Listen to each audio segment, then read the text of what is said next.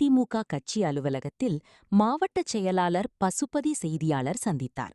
அப்போது சி.வி. சண்முகம் செய்தியாளர்களிடம் கூறியதாவது, தவேகா அரசு கடன் தள்ளுபடி அறிவித்தது விவசாயிகளை ஏமாற்று வேலையாகும். சுமார் 15,500 கோடி விவசாய கடனில் தற்போது சுமார் 2,500 கோடிதான் கடன் தள்ளுபடி செய்துள்ளது. இன்று செய்தியாளர்களை சந்தித்த சி.வி. சண்முகம், தவேகா தூண்டுதலின் பேரில் எடப்பாடி பழனிசாமி மீது கேவலமாக பேசுகிறார். பாமக போட்ட பிச்சை என்று கூறுபவர் 2016ஆம் ஆண்டு பாமக கூட்டணியில்தான் விழுப்புரத்தில். சி.வி. சண்முகம் பேசுவது கண்டிக்கத்தக்கது.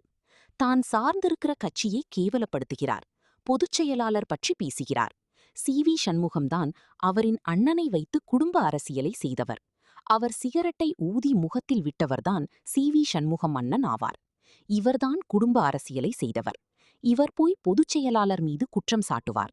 சொந்த கட்சியினரையே தோற்கடித்தவர்தான் சி.வி. சண்முகம். நீங்கள் சொன்னவர்களுக்குதான் சீட்டு கொடுத்தார் பொதுச் செயலாளர். அதிமுக தோல்விக்கு காரணம் மாவட்டத்தில் கோலோச்சியுள்ள சி.வி. சண்முகம் போன்றவர்கள்தான். கட்சியை உடைக்க சி.வி. சண்முகம் நினைக்கிறார். அதற்கு முழுக்க முழுக்க காரணம் தவேகாதான். விஜய் வந்தார், பல கோடி ரூபாய் சோஃபா வந்தது, அவர்களுக்கு ஆதரவு கொடுத்தார்கள். தவேகாவில் இவர்களை தற்போது மதிக்கவில்லை என்றாலும் மீண்டும் அதிமுகவில் வருகிறேன், அதே பொறுப்பு கொடுங்க என்று கேட்பது எந்த விதத்தில் நியாயம்? இன்று அதிமுகவினர் தவேகாவிற்கு போவதற்கு காரணம் சி.வி. சண்முகம்தான். இவர் தவேகாவின் கைக்கூலியாக செயல்படுகிறார். அதிமுகவில் இருந்து கொண்டே அதிமுகவை அழிக்கிறார். இதான் உண்மை. அது ஒருபோதும் நிறைவேறாது என்றார்.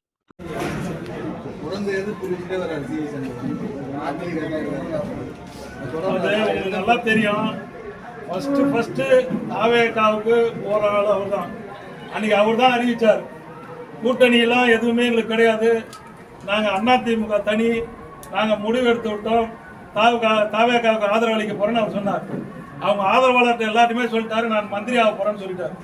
அது இல்லாமல் அவர் கூட்டு போன ஆளுங்கெல்லாம் நான் மந்திரி பதவி வாங்கி கொடு பண்ணிட்டாரு. இன்னைக்கு தாவேகால வந்து இந்த குதிரை பேரம் நடக்குதுன்னு எல்லாம் முழித்து கொண்டு இன்றைக்கு அனைத்து கட்சியும் எதிர்ப்பு தெரிவித்ததன் காரணமாகவும் அவங்க கூட்டணியிலே இருக்கிற திருமாவளவன், கம்யூனிஸ்ட் போன்ற கட்சியெல்லாம் அவங்களுக்கு எதிர்ப்பு தெரிவித்து இவங்களுக்கு மந்திரி பதவி கொடுக்கக்கூடாதுன்ற காரணத்தால் சொன்னதனுடைய எதிர்ப்பாக இன்னைக்கு தாவேகா வந்து இவங்களுக்கு மந்திரி பதவி கொடுக்கல.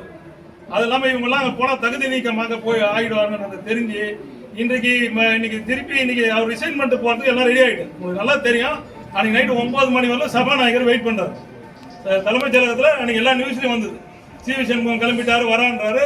விழுப்புரத்தில் இருக்கிற இவருடைய ஆதரவாளர்லாம் ஒன்றிய செயலாளர்லாம் கூட்டி ஒரு வீட்டில் பேசுறாரு. இவர் சொல்றாரு, நான் வந்து என்னுடைய முடிவு தான், நான் தாவேகாவுக்கு போறேன், நான் என்னுடைய எம்எல்ஏ ராஜினாமா பண்ணிட்டு போறேன், உங்க இஷ்டம், நீங்க என் கூட வந்தாலும் வாங்க, இல்ல நீங்க அதிமுக பயணிச்சாலும் பயணிங்கன்னு சொல்லிட்டு போயிட்டாரு. எல்லாருக்கும் சொல்லிட்டு போயிட்டாரு. இவர் தலைமைச் செயலகத்தில் ஒரு காப்பா ரெடியா இருந்தாங்க. அதுக்குள்ள இவருக்கு என்ன நடந்தது, தகவல் வந்ததுன்னு தெரியல. அவங்க வந்து அவங்களுடைய பேரம் அங்க படியில, அவங்க வந்து மந்திரி பதவி கொடுக்க இயலாதுன்ட்டாங்க.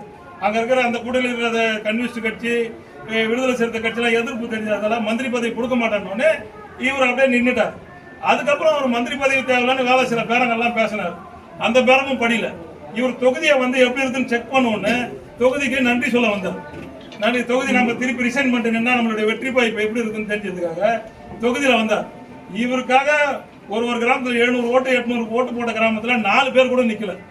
இவர் நன்றி சொல்ல வரும்போது யாரும் இவர் கூட போல. பாட்டாளி மக்கள் கட்சி முழுமையா இவரை புறக்கணிச்சாங்க. இவர் வந்து கூட்டணியா இல்லைன்னு சொல்லிட்டாருன்றதால அவங்க முழுமையா புறக்கணிச்சாங்க. அதிமுக வந்து எந்த நிர்வாகியும் போல. அது தெரிஞ்சின உடனே இவர் என்ன பண்ணாரு, இவங்க ஆலோசனை போட்டு பேசினதா சொல்றாங்க.